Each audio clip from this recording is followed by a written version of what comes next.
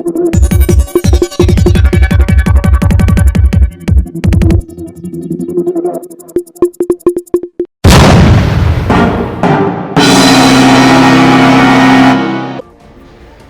आयुक्त संदीप कर्णिक नाशिक शहर यांनी नाशिक पोलीस आयुक्तालयात वाहन चोरीच्या गुन्ह्यांना प्रतिबंध करण्यासाठी मोटरसायकल चोरी शोध पथकाची स्थापना करून कारवाई करण्याचे आदेशित केले आहे.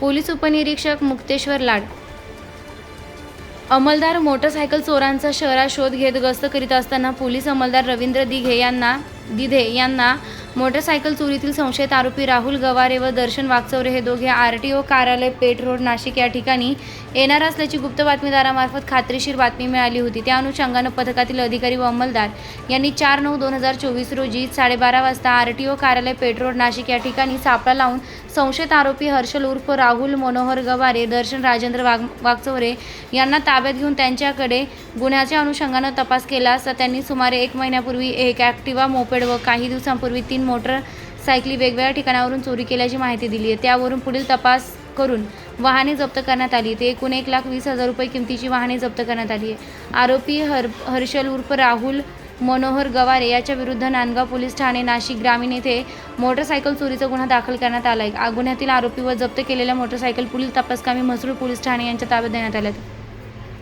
सदरची कामगिरी संदीप कर्णिक, पोलीस आयुक्त प्रशांत बच्छाव, पोलीस उपायुक्त गुन्हे शाखा संदीप मेटके, सहाय्यक पोलीस अंमलदार गुन्हे शाखा यांच्या मार्गदर्शनाखाली पोलीस उपनिरीक्षक मुक्तेश्वर लाड, पोलीस नाईक योगेश चव्हाण, रवींद्र दिघे, दत्तात्रय चकोर, मंगेश जगझा, पोलीस अंमलदार भगवान जाधव यांनी केली आहे.